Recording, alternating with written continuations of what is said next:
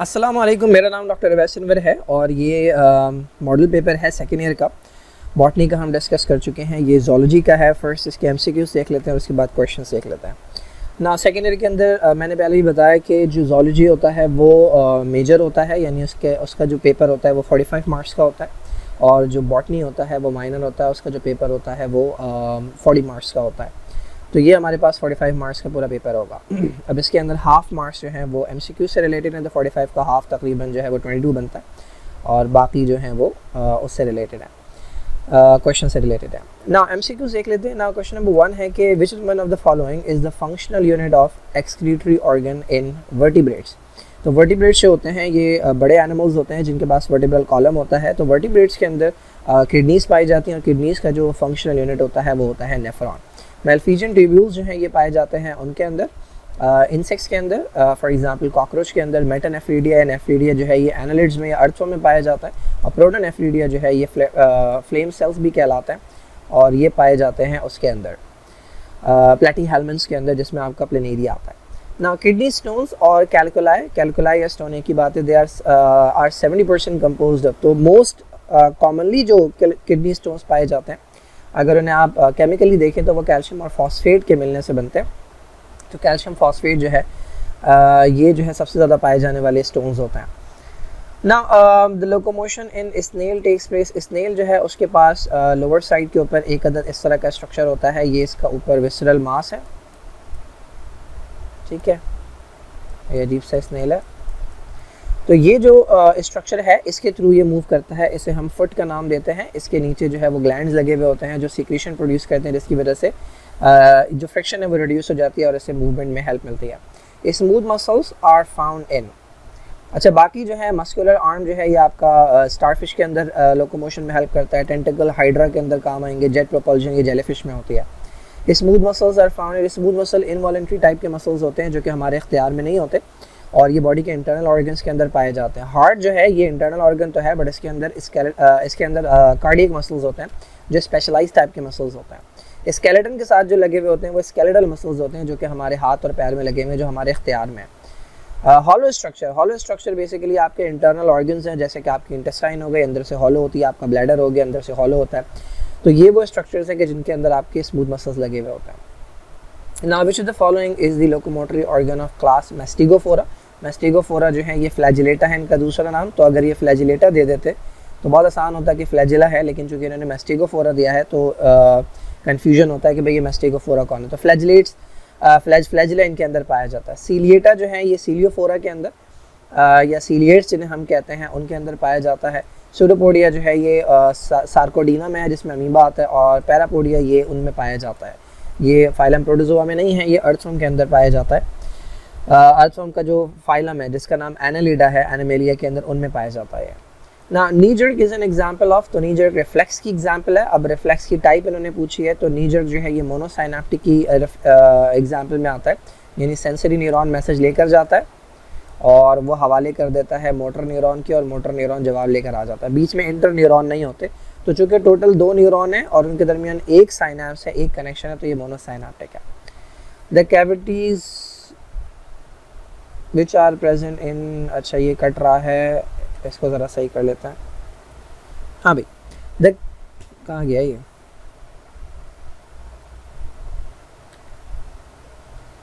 अभी भी सही नहीं।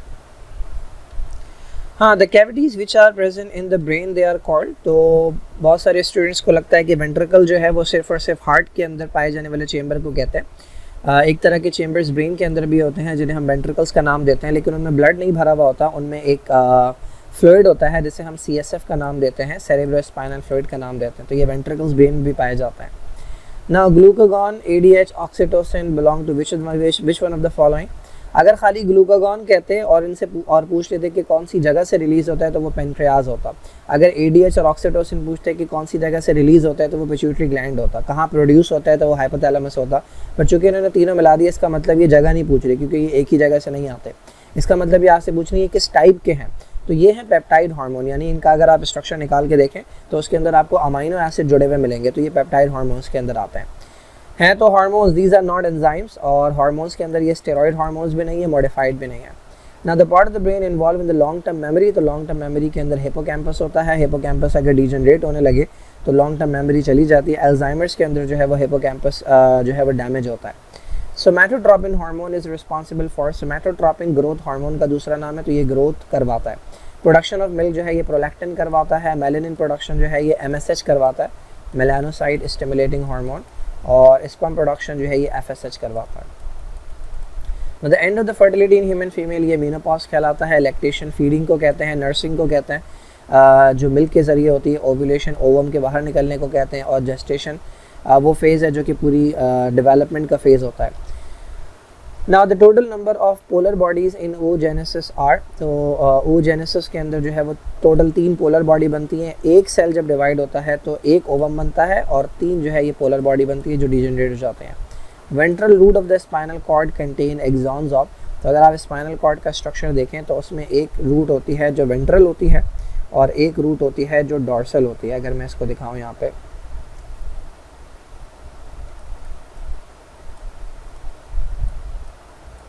ठीक है, तो ये हमारे पास पोस्टीरियर साइड है, और ये हमारे पास एंटीरियर साइड है। ठीक है, ये आगे की तरफ का वाला हिस्सा है, और ये डॉर्सल है, यानी ये आपकी बैक की तरफ होगा, और ये आपके आगे की तरफ होगा। जिस तरफ आपका फेस होता है स्पाइनल कॉर्ड का, ये हिस्सा आगे की तरफ होगा। तो ये वाली रूट्स जो हैं ये वेंट्रल रूट्स कहलाती हैं, और ये वाली रूट्स जो हैं ये डॉर्सल रूट्स कहलाती हैं। तो बेसिकली होता यह है कि डॉर्सल रूट जो है इसका काम होता है इन्फॉर्मेशन लेकर आना, और वो कौन सी इन्फॉर्मेशन होती है, वो सेंसरी इन्फॉर्मेशन होती है। और जो वेंट्रल रूट होते हैं यहाँ से मैसेज वापस बाहर जाता है, ठीक है, यानी जवाब जाता है, रिस्पॉन्स जाता है, तो वो रिस्पॉन्स होता है। ठीक है, अब आपसे अगर मैं पूछूं कि कौन से न्यूरॉन्स जो है वो मैसेज लेकर आते हैं, तो वो सेंसरी न्यूरॉन्स होते हैं। सेंसरी न्यूरॉन्स होते हैं जो मैसेज लेकर जाते हैं। कौन से न्यूरॉन जो है वो मैसेज लेकर जाते हैं, आते हैं सेंसरी न्यूरॉन, और लेकर जाते हैं कौन से, मोटर न्यूरॉन। ठीक है, तो वेंट्रल रूट के अंदर मोटर न्यूरॉन के एक्सॉन्स होते हैं, और सेंसरी न्यूरॉन्स जो है वो आपके डॉर्सल रूट में होता है। तो वेंट्रल रूट जो है of the spinal cord it contains motor neuron. अगर यही डॉर्सल के बारे में पूछे तो उसमें सेंसरी न्यूरॉन होता है। Cells of the pancreas which are responsible for the production of insulin, तो इंसुलिन प्रोड्यूस करने वाले बीटा सेल्स होते हैं, जबकि अल्फा सेल्स जो हैं ये आपके प्रोड्यूस करते हैं glucagon. Now which of the following is the correct order.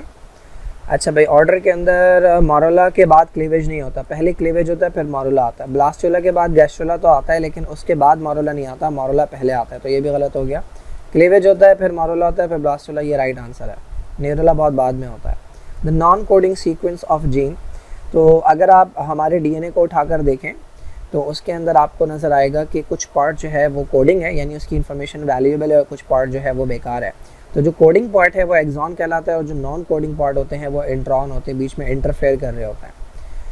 बाकी कोडॉन जो होता है ये आपका 3 न्यूक्लियोटाइड का सीक्वेंस होता है जो कि राइबोसोम्स पढ़ते हैं, और एंटी कोडॉन वो होता है जो 3 न्यूक्लियोटाइड का सीक्वेंस लगा हुआ होता है ट्रांसफर RNA पे। Now which of the following can serve as a vector in recombinant DNA, तो वेक्टर की प्रॉपर्टी ये होती है कि वो अपने होस्ट के अंदर जाने के बाद अपना नंबर इंक्रीज़ करवा सके। तो प्लाज्मिड को इस्तेमाल किया जाता है और बैक्टीरियोफेज को इस्तेमाल किया जाता है, तो ये दोनों जो है ये वेक्टर के तौर पर काम आता है, बट मोर कॉमनली जो है वो प्लाज्मिड को इस्तेमाल किया जाता है।